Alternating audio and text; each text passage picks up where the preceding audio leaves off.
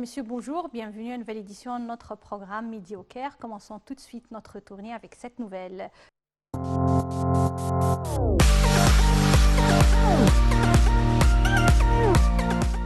Le président Abdel Fattah el-Sisi dirige d'envoyer des aides médicales à la Libye dans le cadre du soutien égyptien aux frères libyens et selon les directives du président, le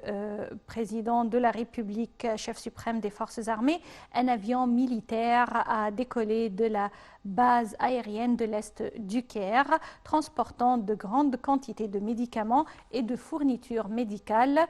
présenté par le ministère égyptien de la Santé et de la Pollution et de la Population à la Libye pour alléger les fardeaux des citoyens libyens. Et pour sa part, la partie libyenne s'est félicitée des efforts déployés par la République arabe d'Égypte et de son soutien continu au peuple libyen. Cela s'inscrit dans le cadre du soutien et de la solidarité de l'Égypte avec le peuple frère libyen dans les diverses circonstances, affirmant la profondeur des liens de fraternité et d'amitié qui unissent les deux peuples frères.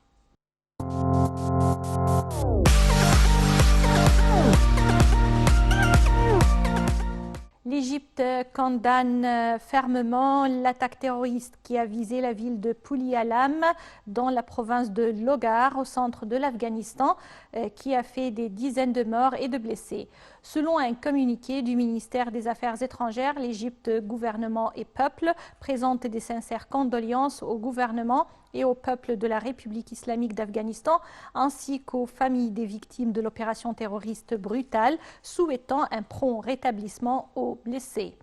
L'Égypte a affirmé sa position avec l'Afghanistan ami dans cette situation douloureuse, réitérant sa solidarité afin de lutter contre le phénomène du terrorisme et de violence et également de l'extrémisme sous toutes ses formes.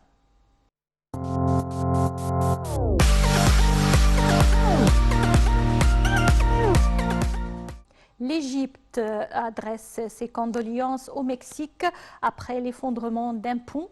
L'Égypte a adressé ses condoléances au Mexique suite à l'effondrement d'un pont du métro aérien au sud de Mexico City, ayant fait un grand nombre de morts et de blessés. L'Égypte affirme sa solidarité avec le Mexique et les familles des victimes et des blessés dans cette épreuve douloureuse, selon un communiqué du ministère des Affaires étrangères.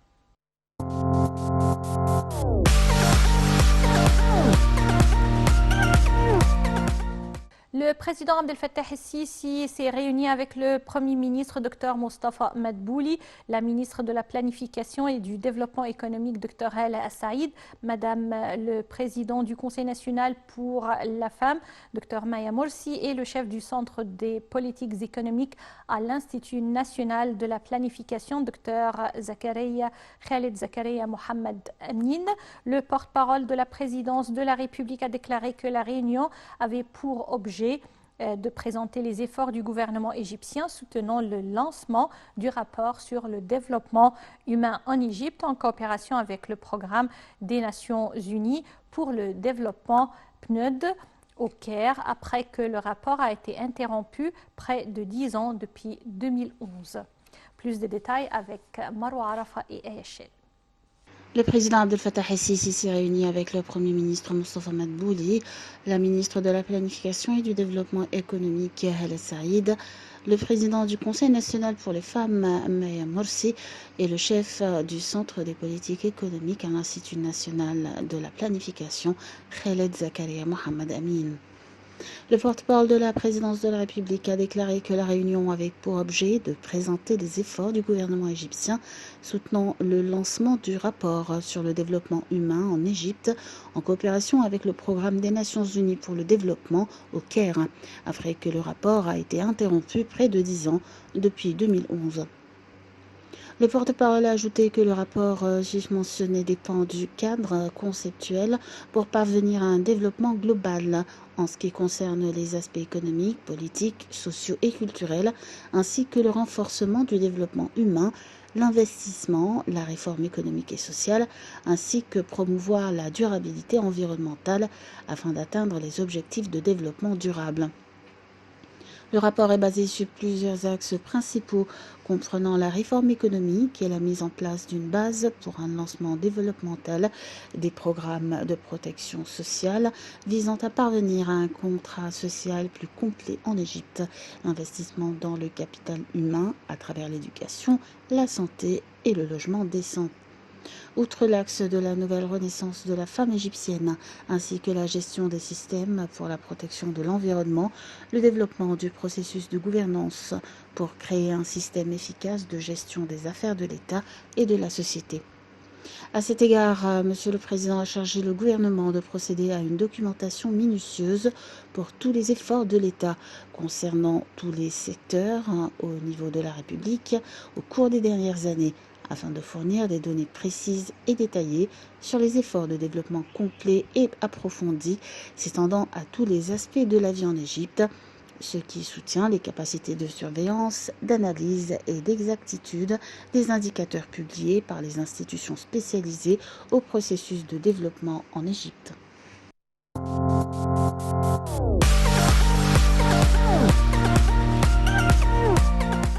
Le président Abdel Fattah el-Sisi a inspecté les travaux de construction pour le développement de certains routes, axes et ponts à l'est du Caire. Le porte-parole de la présidence de la République a déclaré que le président a suivi l'avancement du travail dans les différents sites en écoutant les avis des travailleurs et les féliciter à l'occasion du mois sacré du Ramadan, tout en insistant à appliquer les mesures préventives contre le Covid-19.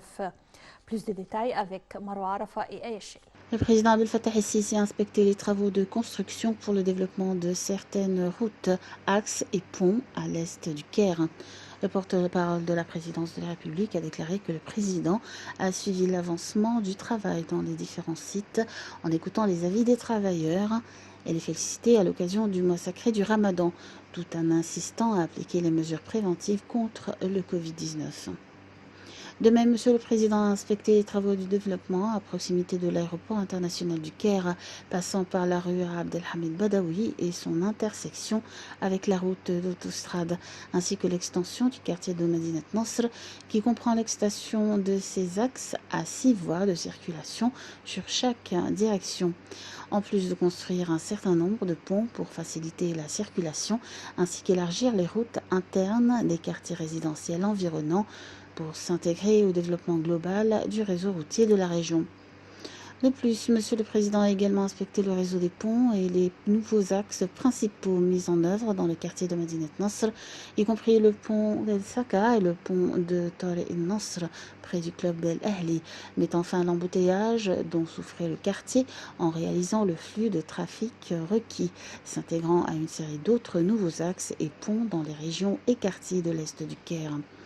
Ainsi que Monsieur le Président s'est arrêté pour parler avec quelques citoyens qui conduisaient une moto, où le Président les a félicités à l'occasion du mois sacré du Ramadan, en discutant leurs conditions de vie, en les conseillant de respecter les mesures de sûreté pour préserver leur sécurité.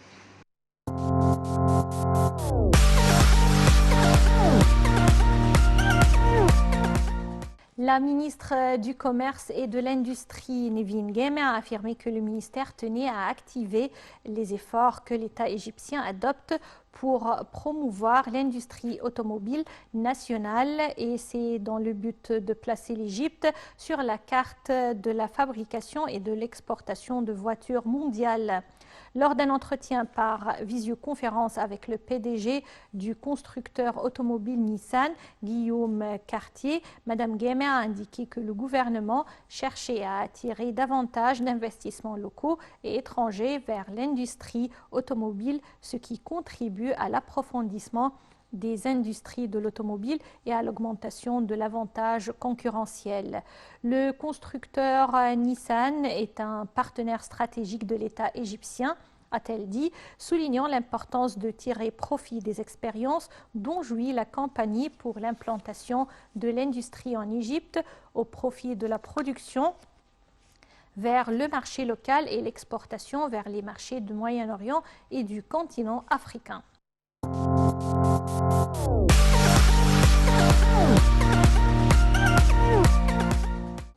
Le président de l'Institut national des recherches astronomiques et géophysiques, Ghed Al-Qadi, a participé et a représenté l'Égypte en sa qualité d'observateur à la réunion de l'Organisation de coopération économique de la mer Noire, en présence des représentants des États membres de l'OCMN, des observateurs et du groupe du travail sur la coopération dans le domaine des sciences et de technologie.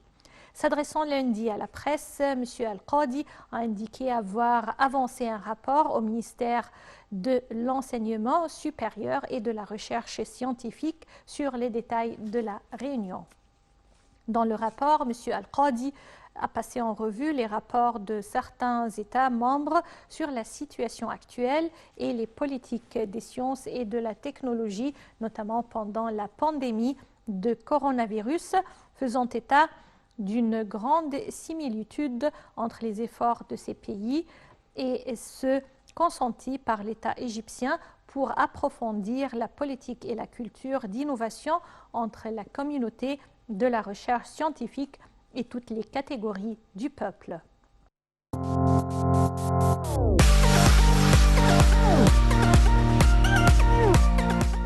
L'Égypte a entrepris plusieurs mesures pour consolider son leadership en matière de transformation vers l'économie verte et la ministre de Coopération internationale, Rania Al-Mashot, a indiqué que l'Égypte avait entrepris plusieurs mesures pour consolider son leadership en matière de transformation vers l'économie verte. Dans une déclaration, Mme Al-Mashot a mentionné que l'État avait mis au point une stratégie ambitieuse pour l'énergie durable et le gouvernement avait avalisé la mise en vigueur de 691 projets respectueux de l'environnement dans les secteurs de l'énergie nouvelle et renouvelable, de l'eau et du transport.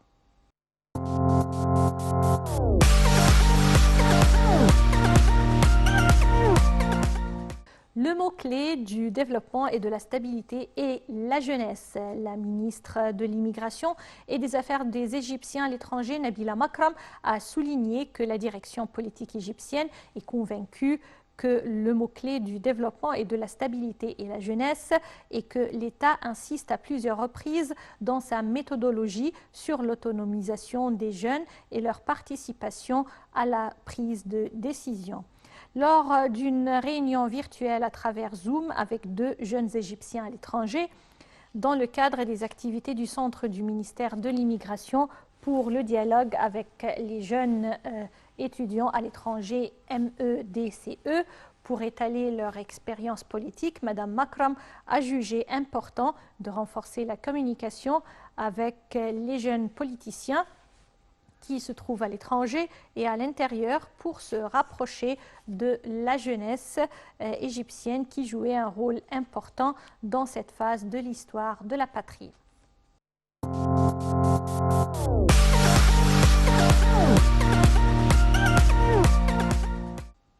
Le service d'information du gouvernement a démenti des informations selon lesquelles les tarifs d'électricité sont fixés selon les quartiers de résidence. Dans un communiqué lundi, le SIG a indiqué avoir communiqué avec le ministère de l'Électricité et de l'Énergie renouvelable qui a expliqué que ces nouvelles étaient infondées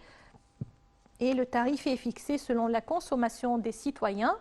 indépendamment de la zone où se situe le logement, ajoute le communiqué, précisant que plus la consommation de l'utilisateur est élevée au cours du mois, plus le tarif devient élevé.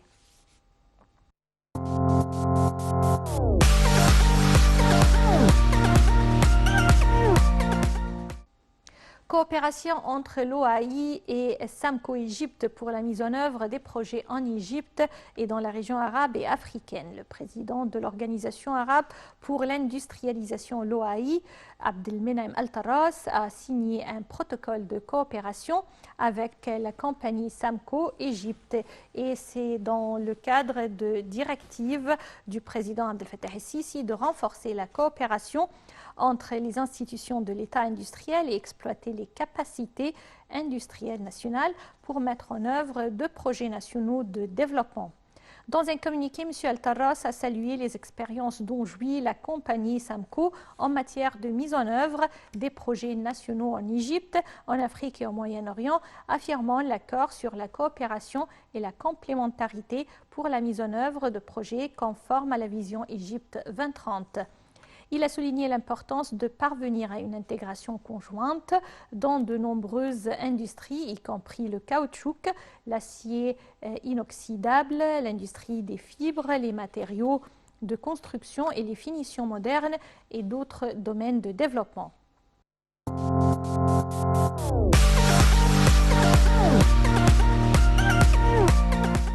Les startups technologiques égyptiennes ont arraché 24% des accords d'investissement en Afrique. Le ministre des Technologies et de l'Information, TIS, Dr Amr Talat, a déclaré que l'Égypte jouissait d'un leadership régional en matière de stimulation des investissements dans les startups au Moyen-Orient et en Afrique, soulignant que celle-ci avait arraché 24% des accords d'investissement en Afrique en 2020. Dans un communiqué publié par M. Talat, il a indiqué que la promotion de l'entrepreneuriat basé sur l'innovation numérique constituait l'un des axes les plus importants de la stratégie du ministère pour construire l'Égypte numérique. Le Centre d'innovation technologique et d'entrepreneuriat met en œuvre un certain nombre de programmes pour stimuler l'innovation technologique et de l'entrepreneuriat en diffusant cette culture parmi les étudiants, en fournissant un soutien financier, technique et logistique pour parrainer leurs projets innovants et présenter leurs produits sur les marchés mondiaux.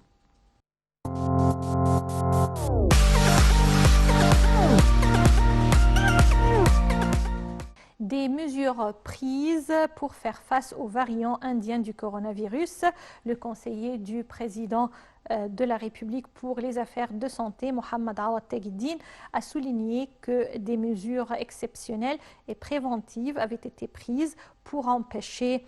l'entrée du variant indien de coronavirus dans le pays, en particulier dans les aéroports, ainsi que le suivi des vols d'aller et de retour de l'Inde. Il a affirmé qu'aucun cas du variant indien de Covid-19 n'avait été détecté en Égypte, faisant savoir que ce variant avait été signalé dans 17 pays du monde.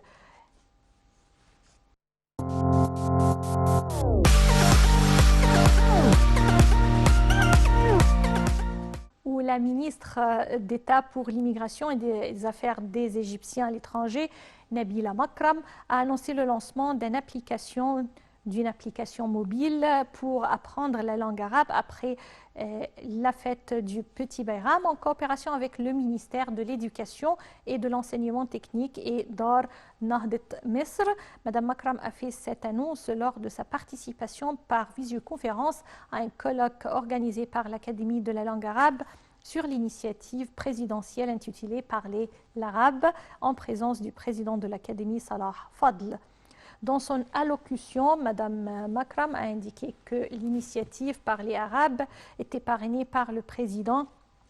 Abdel Fattah el-Sisi pour devenir une des initiatives nationales, notant que le chef de l'État avait ordonné au ministère de l'Immigration de diffuser en direct les événements égyptiens importants, politiques, sportifs, culturels et artistiques, et publier les informations correctes sur la question égyptienne, ainsi que les fêtes nationales et religieuses, la culture égyptienne et arabe et l'identité égyptienne.